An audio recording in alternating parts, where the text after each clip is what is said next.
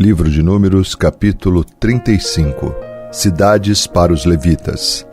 O Senhor disse a Moisés junto ao rio Jordão, nas campinas de Moabe, do lado oposto de Jericó: ordene aos israelitas que das propriedades que receberem por herança, deem algumas cidades para os levitas morarem. Entreguem também as pastagens ao redor delas. As cidades serão para a moradia dos levitas, e as terras ao redor servirão de pasto para o seu gado, suas ovelhas e todos os seus animais. As pastagens reservadas para os levitas ao redor dessas cidades se estenderão em todas as direções por 450 metros a partir dos muros da cidade. Meçam 900 metros fora dos muros da cidade em todas as direções, leste, sul, oeste e norte, com a cidade no centro. Essa será a área de pastagem das cidades. 6 das cidades que vocês derem aos levitas serão cidades de refúgio, para onde uma pessoa que tiver matado alguém acidentalmente poderá fugir e ficar a salvo. Além disso, deem a eles 42 cidades. No total, vocês darão aos levitas 48 cidades, com as pastagens ao redor. As cidades virão da herança dos israelitas. As tribos maiores darão mais cidades aos levitas, enquanto as tribos menores darão menos cidades. Cada tribo entregará propriedades de forma proporcional ao tamanho do território que receber. As cidades de refúgio. O Senhor disse a Moisés: deem as seguintes instruções ao povo de Israel, quando atravessarem o Jordão para entrar na terra de Canaã. Escolham cidades de refúgio para onde uma pessoa que tiver matado alguém acidentalmente poderá fugir. Essas cidades serão lugares de proteção contra os parentes da vítima que quiserem vingar sua morte. A pessoa que tirou a vida de alguém não será executada antes de ser julgada pela comunidade. Escolham para si 6 cidades de refúgio, 3 do lado leste do rio Jordão e 3 do lado oeste, na terra de Canaã. Essas cidades servirão para proteger os israelitas, os estrangeiros que vivem entre vocês e os que estiverem de passagem. Qualquer um que matar alguém acidentalmente poderá fugir para lá. Se, contudo, alguém atacar uma pessoa e matá-la com um pedaço de ferro, é assassinato e o assassino deverá ser executado. Ou se alguém com uma pedra na mão atacar e matar outra pessoa, é assassinato e o assassino deverá ser executado. Ou ainda, se alguém atacar outra pessoa e matá-la com um pedaço de madeira, é assassinato e o assassino deverá ser executado. O parente mais próximo da vítima é responsável pela execução do assassino. Quando o encontrar, o vingador deverá executar o assassino.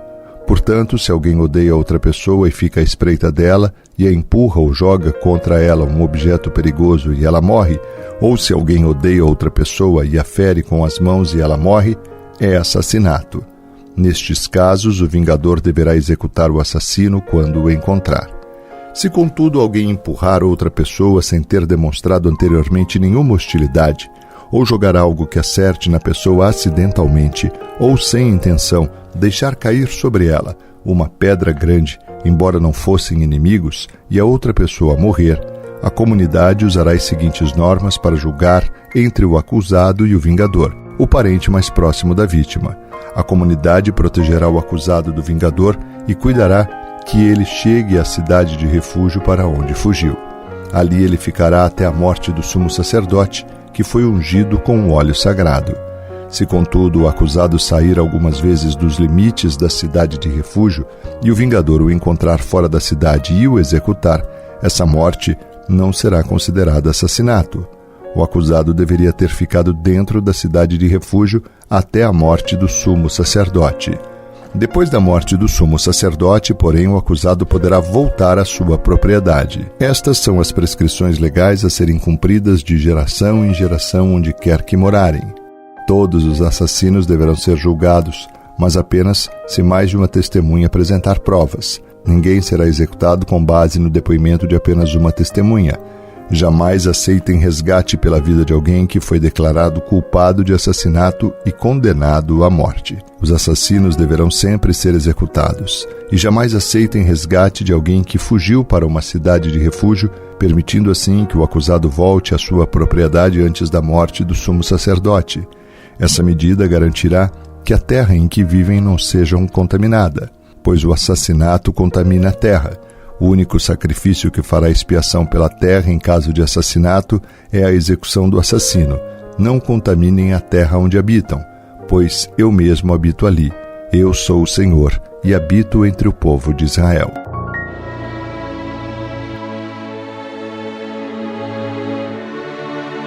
Santo, santo, santo é o Senhor, digno de honra, louvor e adoração. Toda a terra, Senhor, está cheia da tua glória. Eu te louvo e te bendigo em mais um dia, Pai. Te agradeço por teu amor, por tua fidelidade, por tua graça que jamais nos falte. Pai, em nome de Jesus, dá-nos uma semana de vitórias, uma semana abençoada, uma semana na tua presença. Abençoe-nos, Senhor, neste dia, que não nos falte da tua provisão, que não nos falte, Pai, da tua graça. O Senhor é tudo que temos e é tudo que necessitamos.